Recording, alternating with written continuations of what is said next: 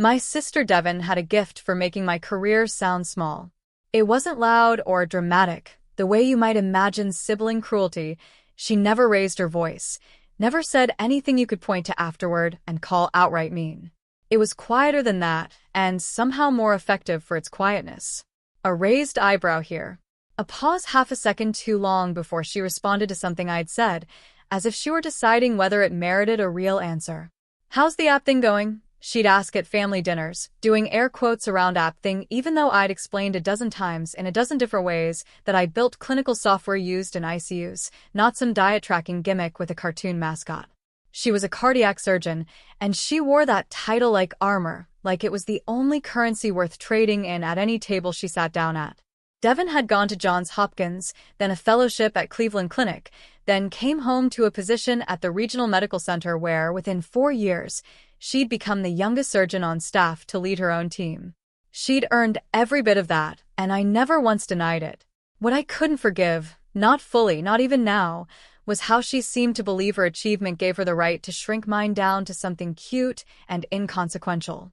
"It's going well," I'd say, keeping my voice level, because I'd learned early that reacting only fed her. And she'd nod the way you nod at a child describing a finger painting, patient, indulgent, already looking past you toward the next thing. "That's nice. Someone has to make the little icons, I guess." I'd built my company, Vesper Health, out of a garage apartment 6 years ago, back when I was 28 and had just quit a comfortable job at a health insurance company because I couldn't stomach the disconnect between what I was building there and what actually kept patients alive. I was convinced, and I still am, more than ever, that the software hospitals used to track patient deterioration was dangerously outdated, a relic from an era when hospitals had fewer patients and more staff per bed. Alerts came too late.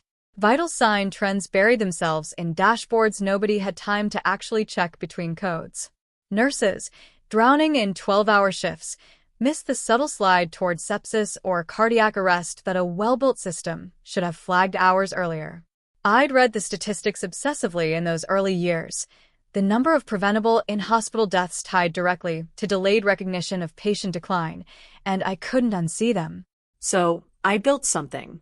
Ugly, at first, barely functional, cobbled together with 2 engineers I'd convinced to work for equity instead of salary, running on a shoestring budget that meant I didn't take a real paycheck for the first 2 years. Devin had watched patients die from exactly the kind of preventable delay I was trying to solve. She told me herself, back when we still occasionally had real conversations instead of performances for the rest of the family, a patient who'd coded on her floor at 3 a.m. because the deterioration had been visible in the numbers for 6 hours before anyone acted on it, because the nurse covering that unit had 11 other patients, and an alert system that buried anything urgent under 100 non-urgent pings every hour. She told me that story with real grief in her voice, the kind that doesn't fade. And still, somehow, she couldn't connect what I was building to what she'd lived through. Or she could and chose not to because acknowledging it meant admitting my work sat in the same category of consequence as hers, and that was apparently a category she needed to keep to herself. Our mother tried, gently, every Thanksgiving, in the specific diplomatic way mothers develop after decades of managing 2 strong-willed daughters who'd stopped being close sometime around Devin's residency and never quite found their way back. "Devin, Rena's software is actually used in..." She'd start, reaching for the article I'd sent her, the one from a health tech trade publication that had profiled Vesper's early deployment at a hospital system in Ohio. And Devin would cut her off before Mom could finish, smooth and quick, like she'd rehearsed the interruption. "I know, Mom. It's very impressive. Icons that beep."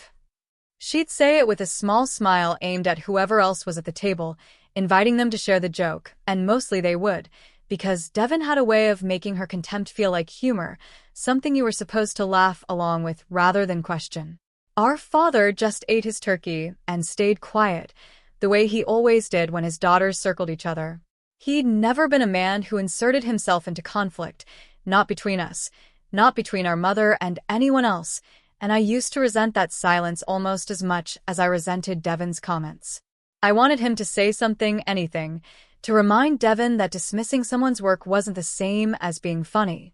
But he never did, and eventually I stopped expecting it, filing his silence away with everything else I'd learned not to expect from that table. The thing that made it hardest to shake off wasn't the comments themselves. It was that Devon wasn't a fool. She was, by any measure, one of the sharpest people in our family, someone who'd spent a decade training her mind to make split-second decisions with someone's heart open on a table in front of her. She understood, better than almost anyone I knew, exactly how much difference an early warning system could make in a hospital. She simply refused to extend that understanding to me, as if doing so would cost her something she wasn't willing to give up, some ranking she'd assigned us both in her head, years ago, that she had no interest in revising. I used to bring data to those dinners actually in the early years, thinking if I just showed her the right numbers, she'd finally see it. I told her about our first real deployment, a 300-bed hospital in Cincinnati that had integrated our early warning algorithm into its ICU workflow, and how within the first year, the hospital's rapid response team activations for undetected deterioration had dropped by nearly a third. I told her about the nurse who'd emailed me directly, unprompted, to say the system had flagged a patient's subtle vital sign trend 2 hours before she would have caught herself on her rounds, and that those 2 hours had almost certainly saved that patient's life. Devon had listened to that story with an expression I couldn't quite read, somewhere between genuine attention and practiced patience, and then she'd said, "That's good." Really? But it's still just software flagging numbers. Someone still has to actually do something about it. As if the flag meant nothing without her kind of hands attached to it. As if every profession that wasn't standing directly over an open chest was, by definition, secondary. I stopped bringing the data after that. Not because I stopped believing in it, but because I finally understood that Devon's dismissiveness had very little to do with facts. It was about a hierarchy she'd built for herself somewhere early in her career, one that put surgeons at the top and put everyone who supported that work, engineers, technologists, the entire infrastructure that let her operating room function safely, somewhere far beneath her, invisible, interchangeable, easy to reduce to a punchline about beeping icons. So I let it go, mostly. I built Vesper into something real over 6 years, 40 employees now, deployment in 11 hospital systems, a Series B round that had closed the previous winter with investors who understood exactly what we were solving and why it mattered. I stopped needing Devon to see it.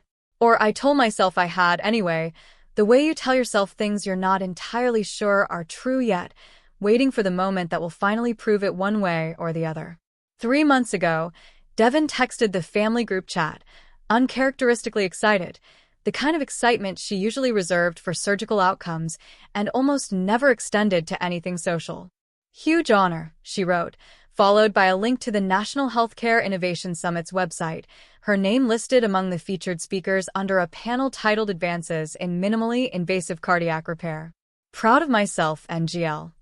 I remember reading that text at my desk at Vesper, scrolling past 3 other messages from our mother responding with a string of heart emojis, and feeling something complicated settle in my chest. Not surprise, exactly. Devon's career had been on this trajectory for years, and an invitation to speak at a summit of that size was a natural, earned progression for someone with her record. What surprised me was how much space she'd taken up in that group chat over something I'd quietly already known about for 2 weeks. I'd been asked to deliver the closing keynote at that same summit almost a month before Devon's invitation arrived.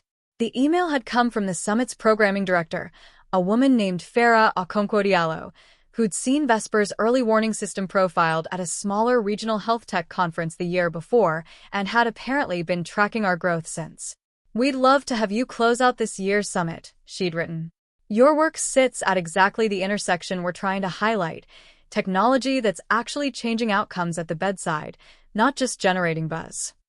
I'd read that email 3 times before responding, feeling a kind of validation I hadn't realized I was still hungry for, 6 years into building something I genuinely believed in. I didn't tell Devon. I didn't tell anyone in the family, actually not right away, which in hindsight says something about how carefully I'd learned to protect anything that mattered to me from her particular brand of commentary. I told my co-founder, Marcus, and I told my husband, and I let it exist quietly for a few weeks as something that belonged only to me, unshrunk by anyone else's air quotes. When Devon's text came through the group chat, gleaming with her own excitement, I typed out a response. "That's amazing, so proud of you." And then, before sending it, I added one more line, almost on impulse, almost daring myself. I'll actually be there too, giving a talk of my own. I looked at that second sentence for a long moment before deleting it entirely. I told myself it wasn't the right venue for that reveal, that the group chat, with our mother's heart emojis and Devon's carefully curated excitement, wasn't the place to compete for attention. But if I'm honest with myself now, some part of me wanted to keep it back for a different reason entirely. I wanted her to find out the way everyone else would find out, by seeing it live, unable to reframe it into something small. So, I let her have her moment in the group chat. I said congratulations, and meant it, because whatever tension existed between us, I never once wished her actual failure. I just also quietly started preparing. The next 3 months blurred together in the specific way that preparation for something enormous always does.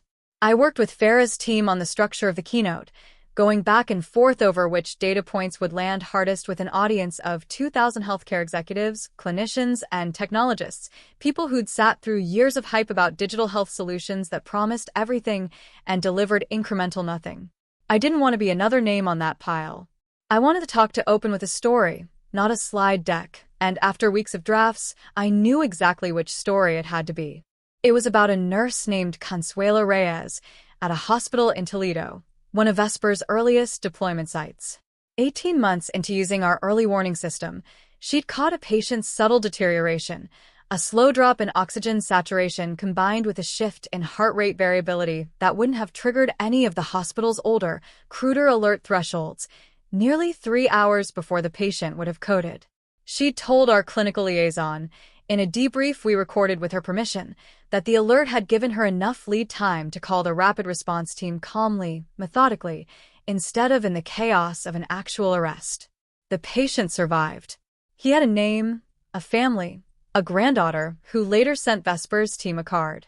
I built the entire architecture of my keynote around that one case, working outward from it into the broader data, because I'd learned over 6 years that executives remember numbers, but audiences remember people. Meanwhile, the group chat kept humming along in its usual rhythm, mostly oblivious to what was building underneath it. Devon sent updates about her panel prep, mentioned once that she was nervous about presenting alongside actual thought leaders in her field, an uncharacteristic flash of vulnerability that almost made me reconsider staying quiet about my own invitation. Almost. Our mother asked, at one point, whether I had any exciting projects coming up, and I said, "Actually, yes, I'll tell you all about it soon," and left it there, watching the message sit unanswered in the thread, Devon's red receipt appearing without any follow-up question. She hadn't even registered the sentence as something worth asking about. That, more than anything, told me exactly how invisible my work still was to her, even in a moment when I'd left the door open. I flew out to the summit 2 days early, partly for rehearsal with the production team, partly because Farah had asked if I'd be willing to do a short walkthrough of the venue beforehand so I'd feel comfortable with the staging, a massive ballroom inside a convention center, capacity listed at 2,200, though the final registration numbers had come in just over 2,000 confirmed attendees. Standing on that empty stage 2 days before, staring out at row after row of unoccupied chairs stretching back further than I could clearly see under the house lights, I felt something between exhilaration and pure vertigo. 6 years earlier, I'd been coding alongside 2 engineers in a garage apartment, surviving on ramen and conviction. Now I was about to stand in front of 2,000 people and tell them why the thing I'd built mattered. Devon arrived the morning of the summit's second day, her panel scheduled for early afternoon. I saw her name on the printed program before she saw mine, Dr. Devon Marsh, Innovations in Minimally Invasive Cardiac Repair, 1:15 p.m., Hall B, and I felt my stomach tighten in a way that had nothing to do with nerves about my own talk, and everything to do with old, familiar patterns reasserting themselves, the sense that even here, in a space entirely of my own making, some part of me was still bracing for her reaction. I texted her that morning. "Good luck today. Excited to see you speak." She responded almost immediately, which surprised me. "Thanks. Nervous, but ready. Are you around today, or just tomorrow?" I typed and deleted several answers before settling on the simplest one. "Around today. I'll be there for your panel." I didn't mention my own session yet. My keynote wasn't until the closing slot that evening, hours after hers, and some part of me, the part that had spent 3 months quietly building toward this without a single word of warning, wanted her to find the program herself. I sat in the fourth row for her panel, watching my sister command a room the way she'd always been able to, articulate and confident, discussing surgical techniques with a kind of fluency that came from genuinely loving her work. I clapped for her, honestly and without reservation, when she finished. And then I walked backstage to prepare for my own talk, 3 hours away, feeling the particular, quiet electricity of a moment I'd been building toward for 6 years finally arriving.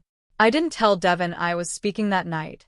Not because I wanted to ambush her exactly. By the time the evening arrived, my nerves had crowded out most of my appetite for anything as deliberate as revenge, but because some part of me had decided, without fully articulating it even to myself, that I wanted her to encounter it the way 2,000 strangers would. Unfiltered, without the family context that let her shrink everything I did down to a punchline before it had a chance to land. Backstage, 40 minutes before the closing keynote, Farah found me pacing a narrow hallway lined with equipment cases, running through my opening lines under my breath. "You good?" she asked, handing me a lavalier mic and clipping the pack to the back of my waistband. "Audience is basically full. We had people standing in the back for the 4 o'clock panel, and tonight's slot has even more registered." "I'm good," I said, which was almost true. My hands weren't shaking, exactly, but there was a hum underneath my skin that felt like standing too close to a live wire. I hadn't seen Devon since her own panel that afternoon. I knew, from a glance at my phone, that she'd texted the family group chat a photo of herself at the podium during her session, captioned with 3 fire emojis, and that our mother had responded with an outpouring of pride I recognized from 100 other moments over the years. I hadn't responded to the thread.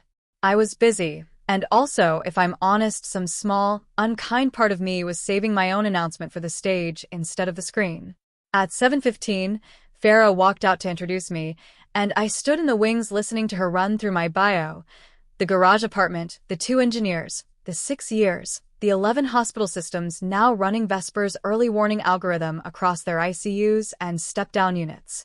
I heard the number she cited for preventable deterioration events caught early across those deployments, a statistic our clinical team had finalized just 2 weeks earlier, and even having written that number myself, hearing it said aloud to a room of 2,000 people made my chest tighten in a way that had nothing to do with nerves. I walked out to applause that felt less like a formality and more like genuine anticipation, the kind of sound a room makes when it's been primed by a full day of talks and is ready for something to actually land. The stage lights made it hard to see individual faces past the first several rows, which I was grateful for, because I didn't want to spend the next 30 minutes hunting the crowd for my sister's expression. I opened with Consuelo Reyes. I told the room about the night shift in Toledo, about a patient whose oxygen saturation had begun a slow, almost imperceptible slide that no prior system at that hospital would have flagged as urgent, about the alert that fired on Vesper's dashboard nearly 3 hours before a code would have been called under the old thresholds. I told them about Consuela's voice on the recorded debrief, steady in a way that comes only from having enough warning to be calm instead of desperate. I told them about the granddaughter's card, still pinned to the wall above my desk at the office. The room went quiet in the particular way rooms go quiet when a story has actually landed rather than merely been delivered. From there I moved into the architecture of what we'd built, not the technical weeds, but the philosophy underneath it. The 6 years of believing that healthcare technology's job wasn't to generate more data, but to make the right data impossible to miss at exactly the moment it mattered. I talked about the resistance we'd faced in the early years. Hospital administrators who'd seen a dozen failed digital health pilots before us and had every reason to be skeptical. Engineers who'd told me flatly that what I wanted to build was technically implausible at the speed and accuracy I was demanding. I talked about the moment 18 months in when we'd nearly run out of runway, when Marcus and I had seriously discussed shutting down, and the single hospital system that had agreed to a full deployment on faith just weeks before we would have had to close. I didn't dress any of it up as smoother than it had been. I wanted the room to understand that this had been built the same way anything real gets built, through years most people never see, filled with doubt most people never hear about. Somewhere around the 20-minute mark, I told them about my sister. I hadn't planned to. It wasn't in the script Farah's team had rehearsed with me, but standing there, having just walked the room through 6 years of being told, in a dozen quiet ways, that this work was small, I felt the story rise up on its own. "I have a sister who's a cardiac surgeon," I said, and I heard the room shift slightly, that particular attentiveness that comes when a speaker starts saying something unrehearsed. "She's brilliant. Genuinely one of the best in her field, and I mean that without any reservation. For years, she's called what I do the app thing. Not maliciously, or I don't know, maybe a little maliciously, but mostly because in her mind, the person holding the instrument in the or is the only person in that story who actually matters. And for a long time, I believed her.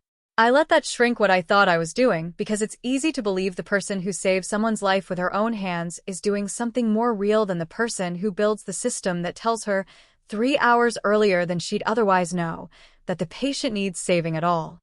I paused, and the room was so quiet I could hear the hum of the HVAC system somewhere above the stage lights.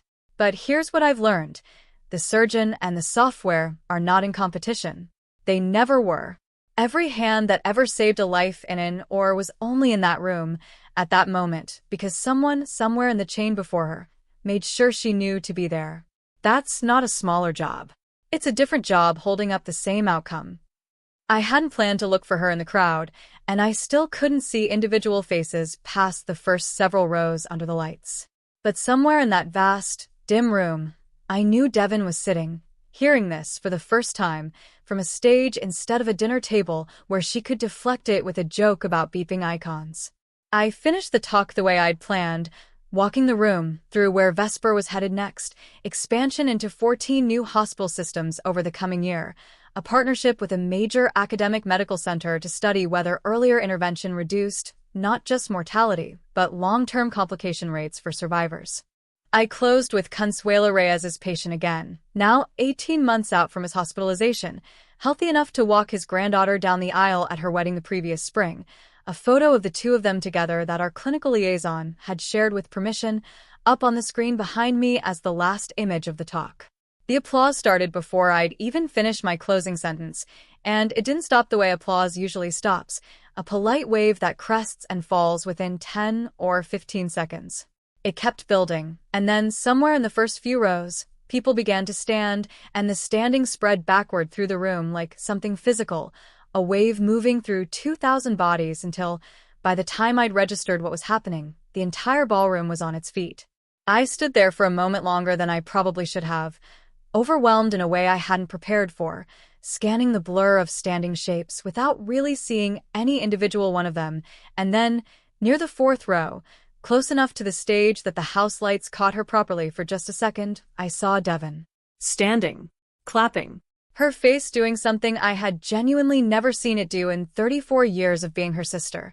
Not the practiced patience, not the small performative smile she wore for family dinners, but something raw and unguarded, something that looked almost like she'd been struck.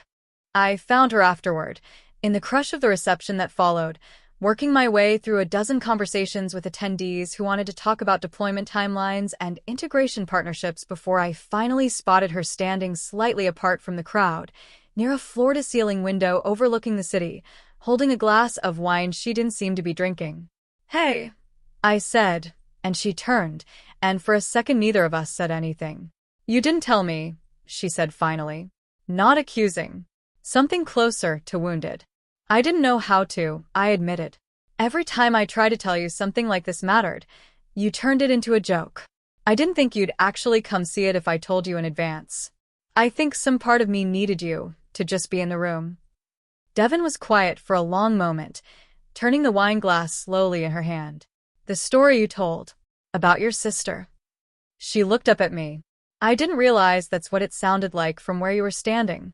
I didn't realize I'd been saying that to you. For 6 years. You were," I said, gently, because there wasn't any anger left in me by that point, not standing there in the afterglow of 2,000 people on their feet. "You were saying it the whole time." "I'm sorry," she said, and it was the first time in longer than I could remember that my sister had said those 2 words to me without immediately following them with a joke to soften the admission. "I think I needed the room to matter to you before I let myself understand that it did." That's not an excuse. It's just true. We stood by that window for a long while after that, the two of us, watching the city lights below, not saying much else because there wasn't much else that needed saying right then. 6 years of quiet dismissal doesn't undo itself in a single conversation at a wine reception, and I didn't expect it to. But something had shifted that night, cracked open in a way I don't think either of us fully anticipated when we'd each accepted our separate invitations to that summit, 3 months apart, neither one telling the other. The next morning, Devon texted the family group chat a photo, not of herself at her own podium this time, but of the room during my keynote, the sea of standing figures caught mid-applause, taken from her seat in the fourth row.